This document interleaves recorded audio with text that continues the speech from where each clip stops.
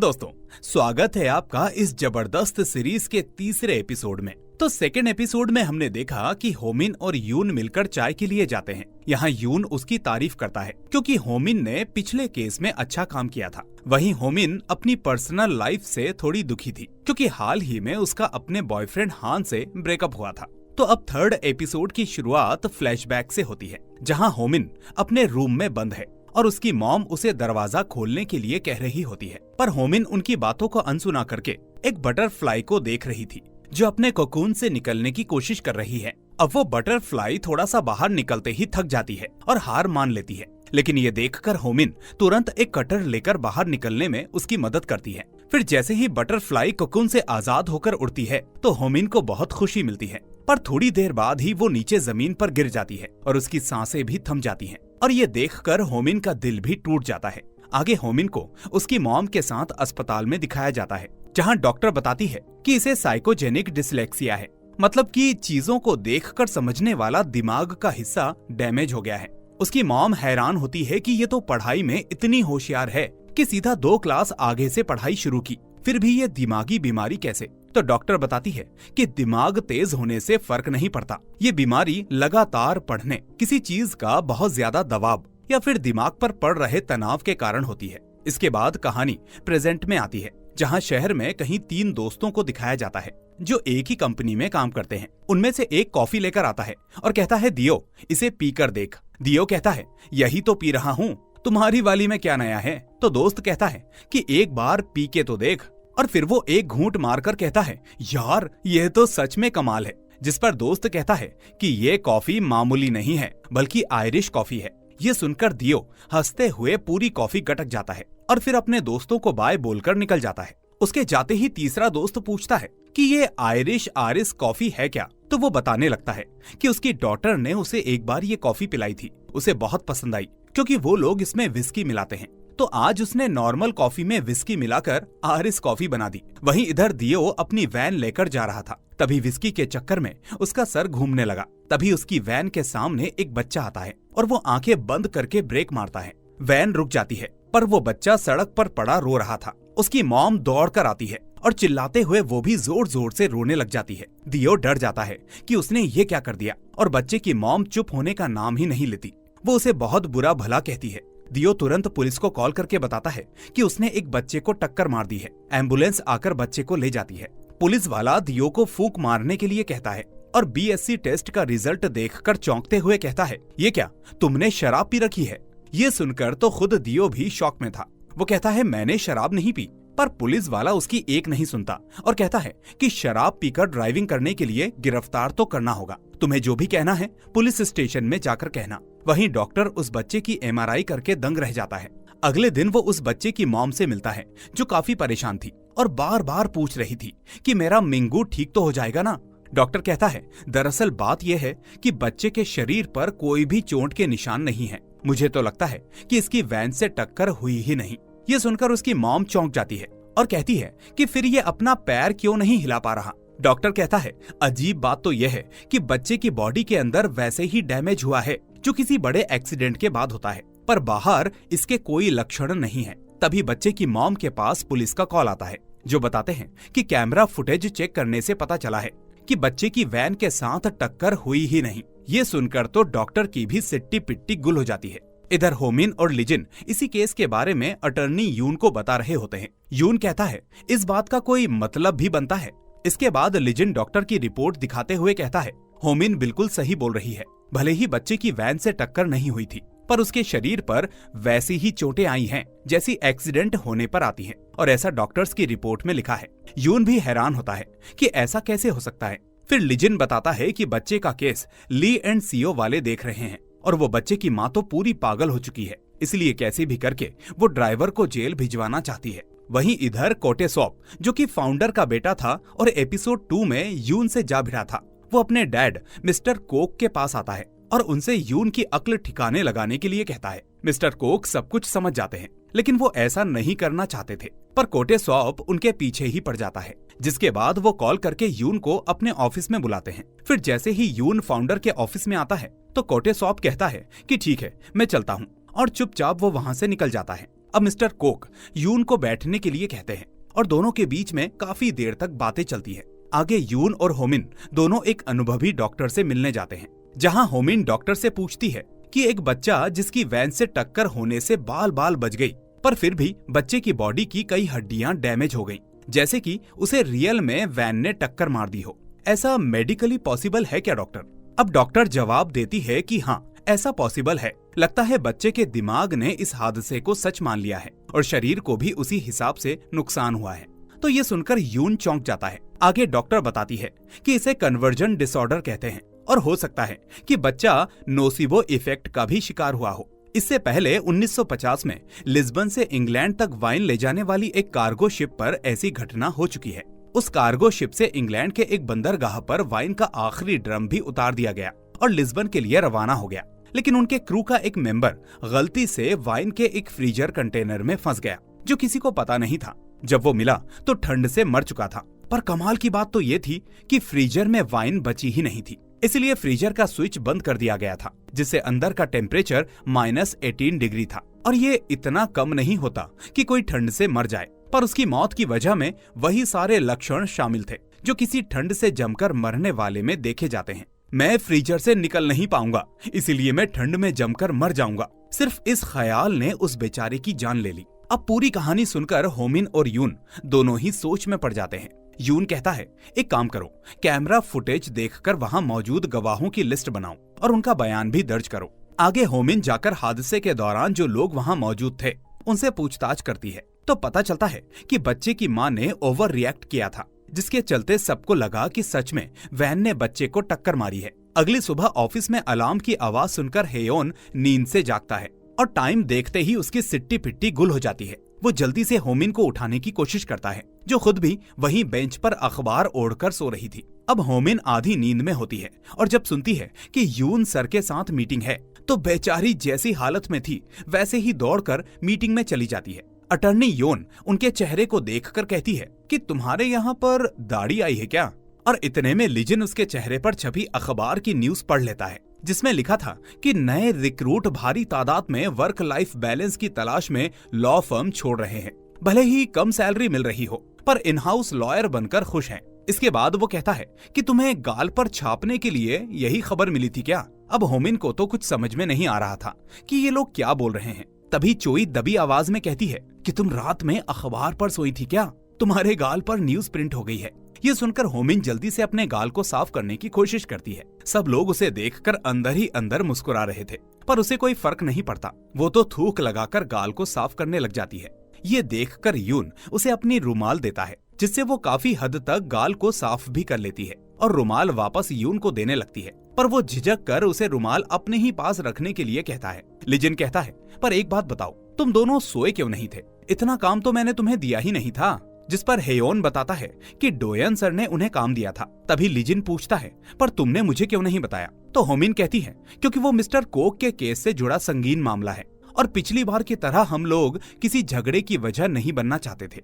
ये सुनकर अटर्नी योन कहती है, पर मिस्टर कोक का केस तो पिछले हफ्ते ही क्लोज हो गया है। अब ये सुनकर होमिन और हेयोन तो दंग रह जाते हैं और लिजिन कहता है, इसका मतलब वो बदला ले रहे हैं। पास में बैठा यून भी उनकी बातें सुन रहा था और वो कुछ सोचने के बाद कहता है, चलो मीटिंग शुरू करते हैं। अब होमिन सबको बताती है कि अगर ये नोसिबो इफेक्ट है तो मिंगू के शरीर के शारीरिक लक्षण दिमागी भ्रम का नतीजा है। वैन की ठोकर लगने के भ्रम में मिंगू के बदन में चोट जैसे लक्षण पैदा किए गए हैं। हादसे की कैमरा फुटेज को देखें तो बच्चे की मां को लगा कि वैन की जोरदार टक्कर लगी है। उसने ब्रेक की तेज आवाज सुनी और बच्चे को वैन के ठीक सामने बैठा हुआ पाया, तो घबराहट में ये सोच लिया कि उसे टक्कर लगी है और चोट लगी होगी। लेकिन तब बच्चा अपनी मां का रिएक्शन भी देख रहा था। उसकी मां ने उसे सड़क पर देखकर ऐसा दर्दनाक रिएक्शन दिया जैसे वैन ने उसे ठोका हो। और फिर जब बच्चे ने अपनी मां का रिएक्शन देखा तो उसने मान लिया कि उसे टक्कर लगी है। यून कहता है, सही कहा, पर इसे कोर्ट में साबित कर पाना मुश्किल होगा कि ये टक्कर के डर से हुआ है या फिर मां के ओवर रिएक्शन की वजह से। पूरी बात सुनने के बाद सब लोग होमिन और यून की तारीफ में तालियां बजाते हैं और होमिन भी काफी खुश होती है। अब मीटिंग के बाद जब यून अपने ऑफिस की तरफ जा रहा होता है तो रास्ते में उसे कोटेसॉप मिल जाता है, लेकिन यून उसके पास रुके बिना ही आगे निकल जाता है। अब कोटेसॉप उस पर चिल्लाते हुए पूछता है कि तुम मेरे पास रुके क्यों नहीं? तो यून उसे बताता है कि अभी उसे काम है और फिर वो बिना पंगे लिए चुपचाप अपने ऑफिस में चला जाता है। अब लिजिन पूछता है कि कहीं सच में तुम्हें मिस्टर कोक ने ऑफिस में बुलाकर डांटा तो नहीं था? तो यून कहता है कि नहीं, वो बात नहीं है। लिजिन कहता है इस कोटे सॉप ने तो हमारी बॉस नायन को भी छोटी सी कंपनी में एसोसिएट बनाकर छोड़ दिया, जो बिना मिस्टर कोक की हेल्प के पॉसिबल नहीं है। मतलब कि मिस्टर कोक चाहे कितने भी ईमानदार क्यों ना बनते हों, उनके लिए खून के रिश्ते ही पहले आते हैं। इधर होमिन वॉशरूम में अपने चेहरे को साफ करके यून के उस रुमाल को सूंघती है और कहती है कितनी अच्छी खुशबू आ रही है। तभी उसके पास डोयन का कॉल आता है, जो उसे अपने ऑफिस में बुला रहा था। वहीं यून अपने ऑफिस में बैठा मिस्टर कोक के साथ हुई इस मीटिंग को याद करता है, जिसमें मिस्टर कोक उसे अपनी मैनेजिंग पार्टनर की पोस्ट सौंपना चाह रहे थे, क्योंकि वो अपनी उम्र को देखते हुए रिटायर होकर एडवाइजर के पद को संभालना चाहते थे। पर यून ने जवाब में कहा कि वो किसी डूबते जहाज का कप्तान नहीं बनेगा। मिस्टर कोक ने कहा पर हमारी लॉ फर्म का रेवेन्यू तो पिछले साल के मुकाबले काफी बढ़ गया है। तो यून ने जवाब दिया कि ये दिए के बुझने से पहले की फड़फड़ाहट है। यहाँ पर आपने मुफ्त खोरों को पनाह दे रखी है, जो जल्द ही पूरी लॉ फर्म को ले डूबेंगे। अब इतने में यून को डोयन के चिल्लाने की आवाज आती है और वो बाहर देखने चला जाता है कि आखिर वहाँ हो क्या रहा है। यहाँ डोयन होमिन पर चिल्ला रहा था, जिसे देखकर लिजिन भी फौरन दौड़कर डोयन के पास जाता है। तभी डोयन गुस्से में होमिन से कहता है कि लिजिन को बताओ कि अभी तुमने मुझे क्या कहा था। तो लिजिन पूछता है तुमने क्या किया? तो होमिन बताती है कि उन्होंने मुझे एक आर्टिकल ड्राफ्ट करने को कहा था, तो मैंने कहा कि आप खुद ही ड्राफ्ट बना दीजिए, मैं रिव्यू कर लूंगी। लिजिन उसकी बात सुनकर समझ नहीं पाता कि बोलूं तो बोलूं क्या। वहीं यून भी उसकी बातें सुन रहा था। होमिन आगे कहती है मैंने कहा अगर आर्टिकल में अटर्नी डोयन का नाम होगा तो असल में लिखने वाली मैं हूँ, तो ये तो आर्टिकल पढ़ने वालों के साथ धोखा होगा। फिर भी अगर मुझसे ही लिखवाना है तो ठीक है, मैं लिख सकती हूँ सर, लेकिन फिर लेखक की जगह मेरा नाम आना चाहिए, या फिर कम से कम सह लेखक की जगह। उसकी बातें सुनकर हेयोन और चोई खूब मजे ले रहे थे। साथ ही लिजिन भी अपनी हंसी जैसे तैसे कंट्रोल करके उसे पकड़ के बाहर ले जाने की कोशिश करता है, पर वो फिर आ जाती है और कहती है कि सर, जो केस बंद हो गया था, आपने हमें उस पर काम करने को क्यों कहा था? डोयन ये सुनकर कहता है कि अपने बैच में टॉप आने का इतना घमंड कि अपनी जुबान पर कंट्रोल ही नहीं है। तो होमिन कहती है देखिए सर, मैं यहाँ किसी मुफ्त खोर का नाम तो नहीं लूंगी, पर ये तो वर्क प्लेस पर हैरासमेंट है। तभी यून आकर कहता है ली एंड सीओ के साथ मीटिंग 2:30 बजे है ना, चलो हमें चलना होगा। और फिर ये सुनकर होमिन वहाँ से निकल जाती है। अब होमिन रास्ते में पूछती है कि लिजिन सर क्यों नहीं आए? तो यून बताता है कि इस केस को हम दोनों ही हैंडल करने वाले हैं। फिर वो दोनों ली एंड सीओ लॉ फर्म में पहुँचते हैं तो पता चलता है कि मीटिंग तो 2 बजे से ही शुरू हो गई, जबकि इन्हें 2:30 बजे का टाइम दिया था। वहीं इधर मीटिंग में हान दियो को बताता है कि तुमने 14 घंटे की ड्यूटी करने के बाद शराब पीकर गाड़ी चलाई। तुम्हारी लापरवाही की वजह से एक कॉन्टैक्ट लेस दुर्घटना हुई, जिसमें हमारे क्लाइंट के बच्चे को मानसिक तकलीफ और शारीरिक चोटें आई हैं। इसीलिए हम 200 मिलियन वॉन के हर जाने का दावा करते हैं। दियो बताता है कि मैंने शराब नहीं पी रखी थी, मुझे नहीं पता था कि उस कॉफी में विस्की मिलाई गई है। ये सुनकर हान उस पर चिल्लाता है और उस बच्चे की माँ कहती है कि अगर माफी मांगना चाहते हो तो अपने बच्चे को अपाहिज करो और मेरे सामने लेकर आओ। दियो का दोस्त कहता है तुम 200 मिलियन कहाँ से लाओगे? घुटने के बल बैठकर माफी मांग लो। अब दियो अंदर से पूरा टूट चुका होता है और घुटने के बल बैठकर उनसे माफी मांगने लगता है, पर तभी यून आकर उसे खड़ा करता है और पूरी इज्जत के साथ कुर्सी पर जाकर बैठने के लिए कहता है। अब यून हान से कहता है कि तुमसे ये उम्मीद तो नहीं की थी, कम से कम ईमानदारी से तो खेलो। जिसके बाद यून उसकी रिपोर्ट को देखकर कहता है कि तुम किस बेसिस पर कह रहे हो कि यह कॉन्टैक्ट लेस दुर्घटना है? जब टक्कर लगी ही नहीं तो केस किस बात का? हान कहता है बच्चे को चोटें वैन के टक्कर हो जाने के डर से आई हैं, क्योंकि हादसे से पहले वो भली भांति चल फिर भी सकता था, जो अब वो नहीं कर पा रहा। यून कहता है क्या सबूत है तुम्हारे पास? तो हान कहता है वो तो कॉमन सेंस की बात है। तो ये सुनकर यून कहता है फिर अब तुम ये केस कॉमन सेंस के बेस पर लड़ोगे? हमारे पास सबूत है कि टक्कर हुई ही नहीं थी, इसलिए अब सबूत पेश करने की बारी तुम्हारी है। ये सुनकर हान की बोलती बंद हो जाती है, जिसके बाद होमिन और यून वहाँ से निकल जाते हैं। अब निकलने के बाद लिफ्ट का वेट करते हुए यून कहता है कि मुकदमे की जो भी तैयारी है वो सब तुम ही करोगी। तो होमिन कहती है मैं करूंगी। यून कहता है क्यों, अभी से डर गई? तो होमिन एक्साइटेड होकर कहती है नहीं, मैं पूरी तैयारी कर लूंगी सर। वहीं हान देखता है कि होमिन यून के साथ कुछ ज्यादा ही खुश दिख रही है। अगले दिन हान कोर्ट में वही बात बोलता है जो उसने दियो को बोली थी और 200 मिलियन के हर जाने का दावा करता है। अब जज साहब डिफेंस को दलील पेश करने के लिए कहते हैं, पर इस बार यून नहीं बल्कि होमिन खड़ी होती है, और वो भी पूरे कॉन्फिडेंस के साथ। होमिन कहती है कि बच्चे की मेडिकल हालत वैन की वजह से नहीं हुई थी, बल्कि बच्चे की मां लिसांगमी ने जो मौके पर ओवर रिएक्शन दिया उसकी वजह से हुई है। तभी हान बीच में बोलता है कि ये क्या मजाक है, जज साहब हमें इनकी दलील मंजूर नहीं है। तो होमिन बताती है कि अपोजिशन लॉयर ने अभी तक कोई सबूत पेश नहीं किया है जिससे ये साबित हो सके कि बच्चे की ये हालत टक्कर की वजह से हुई है। सही वजह का पता लगाने के लिए हम बच्चे की मानसिक जांच की मांग करते हैं। इसके बाद जज साहब अगली तारीख तक मानसिक जांच कराने की परमिशन दे देते हैं। कोर्ट से बाहर आने के बाद होमिन खुद की तारीफ सुनना चाहती थी, इसलिए वो यून को देखती रहती है, लेकिन जब वो तारीफ नहीं करता तब वो खुद ही उसे याद दिलाती है। जिसके बाद यून कहता है, हाँ आज तुमने अच्छा हैंडल किया। तो ये सुनते ही एक्साइटेड होकर वो उसे थैंक यू कहती है। अगले दिन शाम तक बच्चे की मानसिक जांच वाली रिपोर्ट भी आ जाती है। यून बताता है कि रिपोर्ट हमारे फेवर में है। अब रात में जब होमिन अपने घर जा रही होती है तो रास्ते में उसे हान मिलता है, जो कहता है कि मुझे गलती का एहसास हो गया है। होमिन कहती है केस को जीतने के लिए अगर ये तुम्हारी कोई नई चाल है तो प्लीज मुझसे दूर रहो। हान बताता है कि वो उस दिन डर गया था जब होमिन ने उसे अपनी बहन के बारे में बताया था। उसे लगा कि कहीं उनके बच्चे भी विकलांग पैदा ना हो, पर अब वो फिर से उसके साथ पैचअप करना चाहता है। लेकिन होमिन उसकी बातों में नहीं आती और चली जाती है। घर आने के बाद वो खाना बनाती है और तभी देखती है कि उसकी प्लेट वहाँ पर नहीं है। फिर वो अपनी दोस्त जियो से पूछती है तो वो बताती है कि आज तुम्हारी मॉम आई थी और टूटी प्लेट को देखकर उन्होंने वो प्लेट फेंक दी। ये सुनते ही होमिन को गुस्सा आता है क्योंकि वो उसकी फेवरेट प्लेट थी। अब वो सीधा अपनी मॉम के घर जाती है और चिल्लाती है, अगर वो थोड़ी सी खराब थी तो उसे फेंक क्यों दिया। उसकी मॉम पूछती है, तुम किस बारे में बोल रही हो। वो कहने लगती है कि मेरी बहन के बारे में। वो गुस्से में कहती है कि आपको जो चीज थोड़ी सी खराब लगती है उसे आप फेंक क्यों देते हो, फिर चाहे वो मेरी बहन हो या फिर कोई प्लेट। इसलिए आगे से कभी मेरे सामान को हाथ मत लगाना। और इतना कहकर वो वहां से निकल जाती है, जबकि उसकी माँ चुप बनी रहती है। अगले दिन कोर्ट में यून डॉक्टर से सवाल करता है और बच्चे की दिमागी हालत के बारे में कोर्ट को बताने के लिए कहता है। डॉक्टर बताती है कि उसका IQ लो है और अपनी माँ से गहरे लगाव के कारण वो सेपरेशन एंजाइटी डिसऑर्डर से जूझ रहा है। सीधे शब्दों में कहें तो उसकी माँ जो कहती है और करती है उसके खिलाफ वो कोई फैसला नहीं ले पाता। फिर यून कोर्ट में हादसे वाला वीडियो चलाता है और पूछता है, क्या लिसांगमी के इस ओवर रिएक्शन से बच्चे के दिमाग पर असर पड़ सकता है। तो डॉक्टर बताती हैं कि हाँ ये मुमकिन है।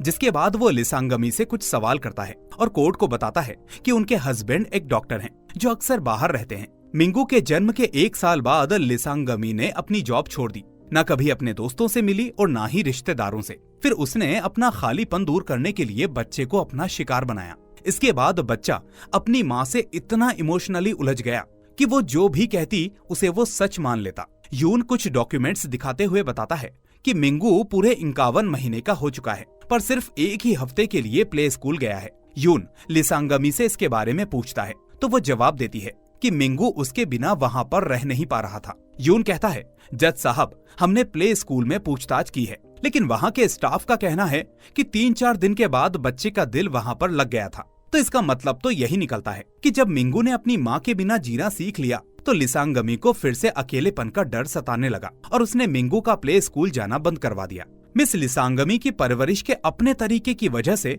मिंगू पहले से ही मानसिक रूप से काफी कमजोर हो चुका था। इसलिए अगर बच्चे की इस मेडिकल हालत की कोई जिम्मेदार है तो वो खुद उसकी माँ है। इसके बाद वो लिसांगमी से कहता है कि तुमने अपने ही बच्चे की जिंदगी बर्बाद कर दी है, तुम माँ बनने के लायक भी हो या नहीं। ये सुनकर होमिन भी काफी भावुक हो जाती है और इस तरह से वो केस जीत जाते हैं। कोर्ट से बाहर निकलते ही होमिन काफी दुखी थी और यून से पूछती है कि केस तो हम डॉक्टर के बयान से ही जीत गए थे, फिर उस बेचारी के घावों पर इतना नमक छिड़कने की क्या जरूरत थी। यून कहता है, नहीं तो वो अपनी पूरी लाइफ यही सोचती रहती कि वो एक अच्छी माँ है। माँ भी इंसान ही होती है और इंसान मतलब के लिए शैतान भी बन सकते हैं। दुनिया में ऐसी औरतें भी हैं जो माँ बनना नहीं चाहती और ऐसी भी हैं जिन्हें माँ बनना भी नहीं चाहिए। होमिन कहती है, जानती हूँ आप उसे बातों से दुखाना चाहते थे, पर एक बुरी बात किसी की जान भी ले सकती है। तो ये सुनकर यून कहता है कि होमिन अपनी हदों में रहो, और ऐसा कहकर वो वहाँ से निकल जाता है। होमिन घर आने के बाद अपनी दोस्त से बात करती है, जहाँ उसकी एक सहेली कहती है कि वकीलों को तो ये कहना ही पड़ता है, किसी को बुरा लगेगा ये सोचकर और डरकर वो कैसे लड़ेंगे। होमिन कहती है, पर इतना बुरा भी नहीं बोलना चाहिए। तो जियून कहती है, तू भी कुछ कम नहीं है, अगर ठान लिया तो यून को भी शर्मिंदा कर देगी।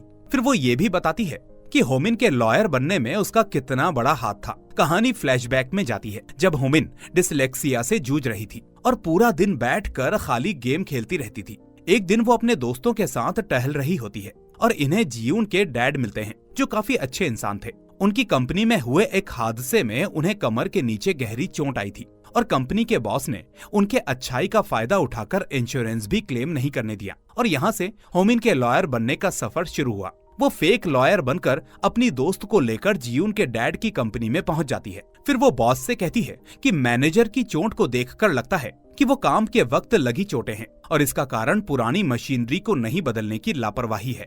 बॉस कहता है, पर उसने तो पहले ही इसकी जिम्मेदारी लेने का बयान साइन करके किस्सा खत्म कर दिया है। तो होमिन कहती है, दबाव में किए गए साइन मंजूर नहीं होते। काम से जुड़ी चोट छुपाना और मशीनों की खामियां नजरअंदाज करना, इस जुर्म में कर्मचारी सुरक्षा और स्वास्थ्य अधिनियम के तहत आपको जेल भी हो सकती है। ऊपर से एक्सीडेंट का इल्जाम मजदूर पर डालने की कोशिश को क्रिमिनल लॉ के तहत सजा के तौर पर माना जाता है। दरअसल बॉस ने पुरानी मशीनरी को लेकर उस पर कोई कार्यवाही ना हो जाए, इस डर से जियून के डैड को इमोशनल ब्लैकमेल किया कि ऐसा करने से कंपनी बंद हो जाएगी और सबकी नौकरियां चली जाएंगी।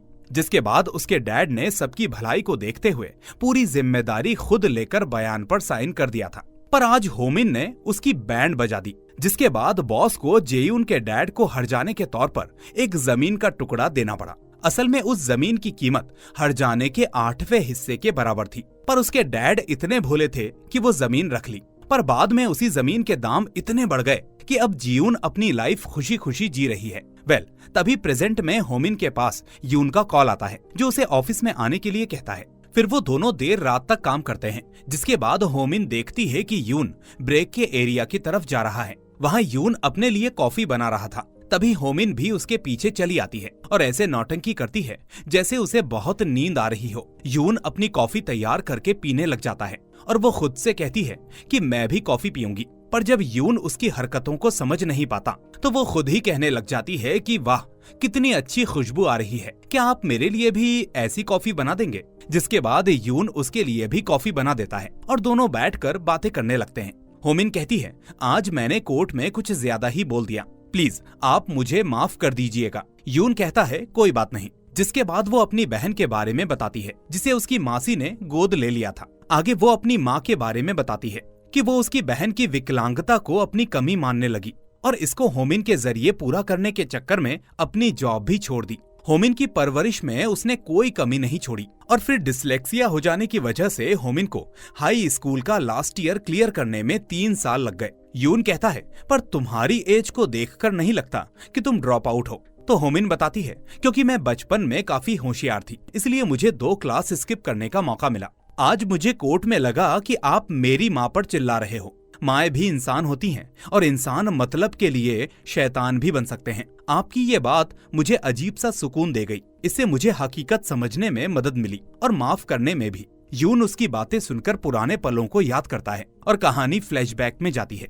जहां हम देखते हैं कि यून जब एक दिन ऑफिस से घर लौटा तो उसने देखा कि डस्टबिन में प्रेगनेंसी टेस्ट वाली स्ट्रिप पड़ी है, जो कि पॉजिटिव थी। वो खुशी के मारे अपनी बीवी के पास गया, पर उसकी बीवी ने शायद अबॉर्शन करवा लिया था। और जब उसने अपनी बीवी से इस बारे में बात की तो उसने बताया कि हमने शादी से पहले तय किया था ना कि बिना बच्चों के खुशी खुशी रहेंगे। ये सुनकर यून काफी ज्यादा दुखी हो गया था। अब यून वही सब सोचकर प्रेजेंट में होमिन से कहता है कि हम अपने दिमाग को समझा सकते हैं पर दिल को नहीं। वो तो आज भी उसे गलत ही मानता है। इसके बाद वो होमिन को बाय बोलकर जाने लगता है और होमिन उसे कॉफी के लिए शुक्रिया कहती है और यून कहता है, कोई बात नहीं।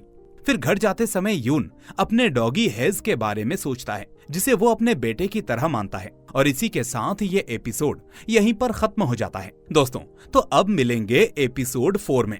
तब तक वीडियो को लाइक और हाइप करने के साथ साथ चैनल को सब्सक्राइब कर लेना, बेल आइकन भी दबा देना ताकि अगली वीडियो मिस ना हो। मिलते हैं अगले एपिसोड में। Till then, take care and thanks for watching.